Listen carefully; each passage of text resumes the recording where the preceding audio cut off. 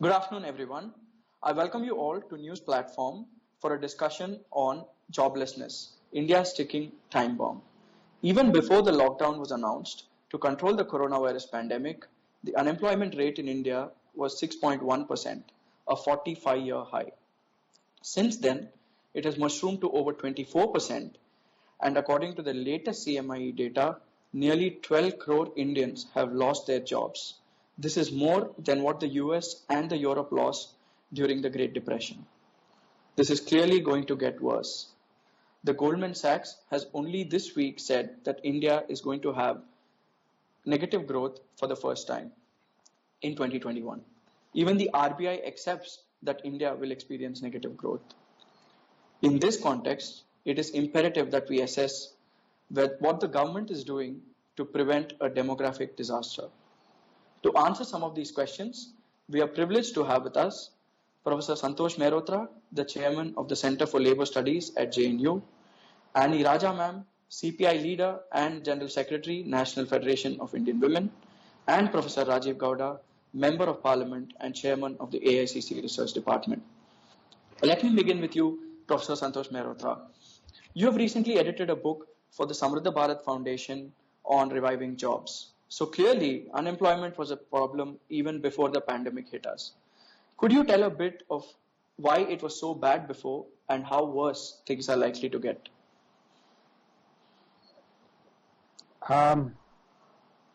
First, let me just say that the rate prevailing in 2018 by the current weekly status was actually 8.4%. It's only by the principal status and the subsidiary status that it was 6.1%. So that the reason why I wanted to say this, because there is a need to compare what the CMI data is telling us and what the NSS was telling us, and the comparable rate is 8.4. Anyway, the point is that it had risen to a 45-year high because the number of entrants into the labor force began increasing after 2012, when the number of non-agricultural jobs actually began to slow down. So a gap opened up and unemployment rose, and particularly youth unemployment rose very quickly. But, that's just about the demographic trend being connected to how many jobs were being connected, and I think we need to understand what was going on underneath, because underneath what was going on in the economy was that the economy was growing more slowly post-2012, and that was a foundational reason why jobs were growing more slowly. And what's important, what's additionally important, is that there was an actual decline in manufacturing jobs, in the run-up to 2018 and in absolute terms. And that's a very serious problem because that meant that the structural transformation that had been going on between 2004-05 and 11-12 actually stalled. The number of construction job growth was much smaller, and there was an absolute decline in manufacturing jobs. So in other words, you had two problems. One was joblessness in a labor market which is highly informalized. 91% of our workforce is informal without any social security. And then on top of that, we had the additional problem that because non-agri jobs were growing slowly, real wages were stagnating. From 2012 onwards, real wages were stagnating. So highly likely that poverty would have increased even up till 2012. So essentially, you have sort of three problems. One, less job growth in the non-agri sector at a time when new educated young people entering the labor force is increasing. Second, real wages stagnating. And third, the structural transformation process where number of people leaving agriculture fell, and that process had stalled. So three simultaneous problems. Thank you, Professor Mehrotra. I'd like to pick up on what you said about the informal sector and ask Annie ma'am. The International Labour Organization, ma'am, has recently said that 400 million informal sector workers could be pushed to poverty. How bad do you think the impact of this is on the informal sector and particularly on the MSMEs? You see, from since 90s, we as a country and globally, we are following an economic development path, that is a neoliberal economic development path. And one may say that it is all inclusive, but it is exclusive for a certain section of the society. That is what one should understand.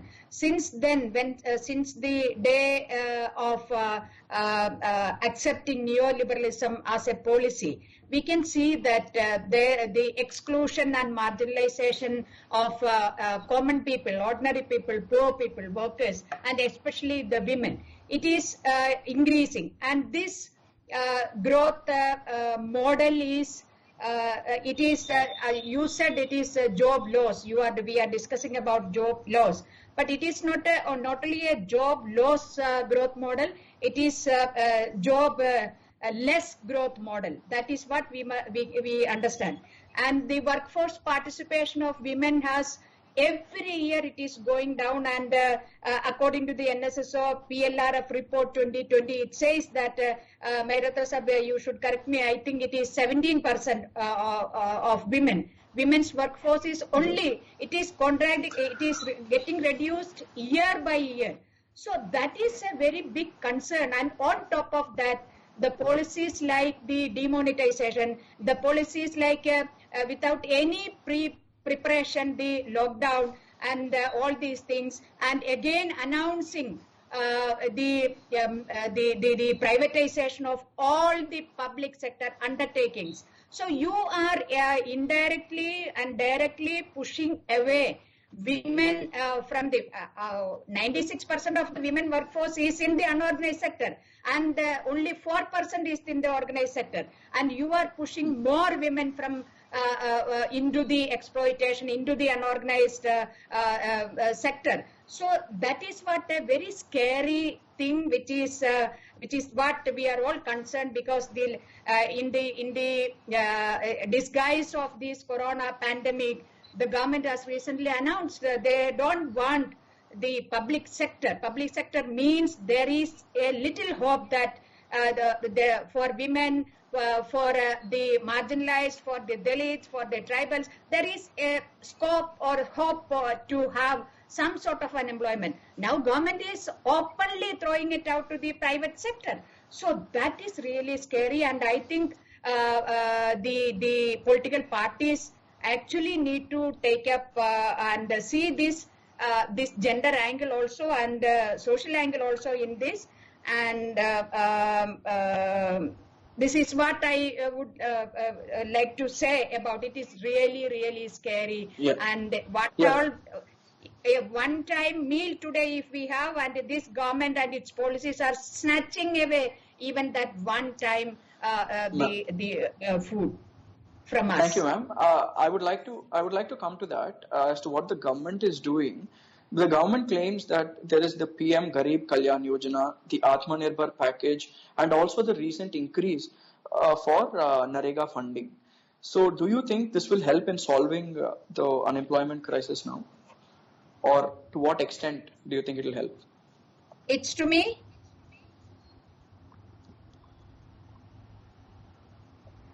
Hello. Yes, ma'am. Should I repeat the question, ma'am? Yeah, no, I heard it. The issue is that you see this government now is saying that they allotted a little bit more money, but the basic issue is about NREJ. It is a demand-driven act, and if I go, I must get a work under NREGA. But what happened? It has been reduced to the fund, or better, you will be having this much fund, so accordingly you distribute and manage the things. That should be lifted. That and minimum wage should be ensured. It is not that initially what was that the existing agricultural minimum wage of each state, that should be the NREGA wage. but a national floor minimum wage has been announced, and it is not a demand driven now. If the government is sincere in saying that they are going to create more man days, then they should say that it will be a demand driven act and we will implement it like that. It is not that you are giving this many crores of rupees and you get out of from our responsibility. That won't work. Thank you. Thank you. And Professor Gowda, I'd like to come to you first now. You come from the startup capital of India, and NASSCOM has recently said that the survival of the Indian startup ecosystem is at stake. Given that startups have been a relatively brighter side of our story, do you think the government is doing enough to ensure their survival? Well, actually, the startups are often vulnerable to, to closure. So a large number of startups actually don't really become full-fledged mega companies or unicorns or anything like that. So that's something that you might say is inherent to the world of startups. But those startups that fail normally fail because someone else has a better product, someone else is better funded, etc., not because a pandemic has shut the whole economy down. Today, what we find is that the startup sector is particularly hurting, and we are seeing headlines of even extremely well-funded startups like Ola and Uber, Oyo, and even those that have functioned during the lockdown, such as Swiggy and Zomato, they're all laying off people. And this is really something that the government should have anticipated. And there is this huge fund that the government has set up, which is to help startups. And there's some 7,000 crores or something sitting in there. And that could have been deployed to some extent to help startups, tide over this 2-3 month period before the economy comes back to some semblance of normalcy. And that hasn't happened. The other thing is, with startups, and I'm co-authoring a report for the Karnataka Congress about what to do to revive the state economy, and there we've even come up with a proposal called the Save Our Startups Fund, where we're saying, look, in the same city we have all these deep-pocketed IT companies, billionaires, etc. It doesn't take very much for them to contribute a little bit in exchange for equity, if need be, to help startups tide over this crisis. Because, if startups fold, that is a whole set of entrepreneurial, risk-taking people who are experimenting with cutting-edge technologies, who we really need as an economy, as an innovative economy, who we would be losing because we're not there to lend them a crucial helping hand.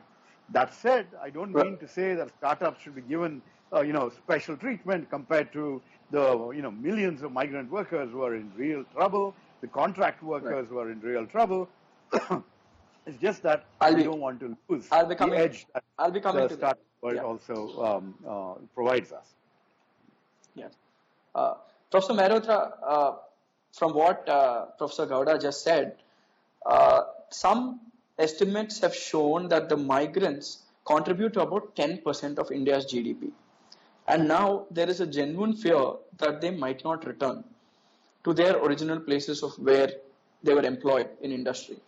Now, what happens if they don't return, and what happens to the Indian economy then? Well, let's recognize the reality that actually they will probably not return for some time, and there are several good reasons for that, and I will come back to your question, but let's just look at the prospects of their return. One, they're not returning in the short run because we know perfectly well that the economy is going to take months to even recover back to the January 2020 point of time. It will take at least a year, if not more, to get back to that point. That's reason one. Reason two that they might not return is, as Annie rightly said, they have felt humiliated, They have left this city treated very poorly. Along the way, they have been treated poorly. And this feeling of humiliation and indignity is going to stay with them for a while. Third reason that they may take some time to return is because of the COVID pandemic, because they know perfectly well that when they come to live here, they don't live in the open as they do at home in rural areas. They live 2, 3, 4, 5 to a room. And the risk of contracting the disease is much, much greater. Fourthly, they may not return because even if the jobs are going to be there, because the economy is going to revive slowly, wages will not go back to that sort of level as prevailed, let us say, in January 2020. So for all these reasons, it's a bit unlikely that they might return. Having said that, there has to be an effort made on the part of government to actually enable them to return. And let me say one or two, perhaps offer one or two suggestions, which we do in the book, Reviving Jobs. We suggest, for instance, that time is now ripe for a urban Manrega equivalent, because that will have the following effect. It can serve the function of, for instance, perhaps creating migrant worker housing, low-cost rental housing, because that's one of the problems. I just gave you the one reason why they might not return. And the government quite often in most cities has excess land.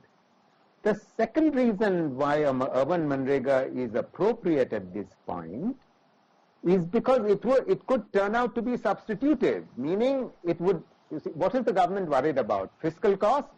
Well, yes, of course, currently they've allocated more money to Manrega, and that is only as it should be for rural areas. But if an urban Manrega was started, urban employment guarantee was started, workers will get attracted back, and it would be substitutive to the money that might get spent in rural areas. So in other words, the fiscal cost is not going to be greater, and the government needs to look at it in that way. It will serve many purposes. Right. Thank you, sir. Professor Gowda, coming back to some of the measures that the governments have been taking, they have proposed far-reaching changes to... Sorry. Yes, ma'am. No, I am saying that this was promised by the then government while passing the MGNREGA, the Urban Employment Guarantee Act. Right. Yeah. Professor Gowda, there have been far-reaching changes to labor laws that have been proposed by some state governments and the central government, and they're even considering legislation forcing the workers to stay near factory sites. Now, many experts have called this unconstitutional, but what I wanted to ask you is, will these measures help in kickstarting the economy, and are they required, or is there anything else that needs to be done? See, if you were to look at India's labor regulation, a lot of it is actually not even enforced. It's only a small fraction of organized labor who are on permanent employment who get the protections that the labor laws provide. And those labor laws and the bargaining power of trade unions, etc., are all issues that have taken centuries to develop. And we can't just so basically take away all of those protections, especially those protections that relate to worker safety and things like that. And so therefore, and actually if you take a step back and look at the real situation, how much is labor cost? Is it going to make such a huge difference to a company's bottom line? Are workers who are made to work overtime without being paid more for many more hours a day per week, are they going to be more productive? All these questions you need to ask. And we've already seen that in India there's a lot of contract labor. If you remember the big crisis that took place at the Maruti factory, that was because there was a huge proportion of contract labor who were doing the same work as those who were permanent, and they were not being paid in a similar manner or given benefits in a similar manner. So fundamentally, these measures to try, seem like they are measures aimed at trying to please corporate India, that is going to make that much of a difference to corporate India's bottom line. But it makes a huge difference to workers and their sense of security, their sense of worth, and the sense that that companies are treating workers as people who they have invested in rather than people they can hire and fire, use and throw. So that's really, you need to have a very different attitude that makes people feel valued as part of the larger enterprise rather than just as people who can be, switched on and off as the need arises. So the way the labor laws are being pushed through at a time of crisis raises a lot of alarms, and I don't think it really is going to serve any purpose other than giving the signal that, oh yes, India's labor is weaker than it ever has been. And that's a very, very unfortunate signal to provide, because we need workers who feel valued, who are seen, who see themselves as being part of a larger industrial establishment, not as people who are hired and fired. So that's, it's a short-sighted set of moves. But I think what's going on is states are trying to attract investment, and some short-sighted investors will probably see this as an advantage to go to a state where the rules are being relaxed, that too through ordinances and, in a very, very short-sighted manner. Right. That's going to be a problem. Professor Mehrotra, I'd like to come back to you. I would like to ask you, what is that measure that you would propose? What will you do to revive jobs now? So, Sai, are you asking me? Because I couldn't quite hear you very well. Okay. Right. Yes, sir. What would you do to revive jobs now? Right. Well, one thing I already mentioned about urban Manrega, but actually before that, let us do the simple thing that, in a sense, the government has already promised that it will do. For instance, let us spend the money that has been committed for Manrega, because let us recall what has happened in the last couple of months. For the first time in 15 years, the absolute number of workers in agriculture actually increased in a matter of weeks by 5 million, 5.2 million according to CMI data.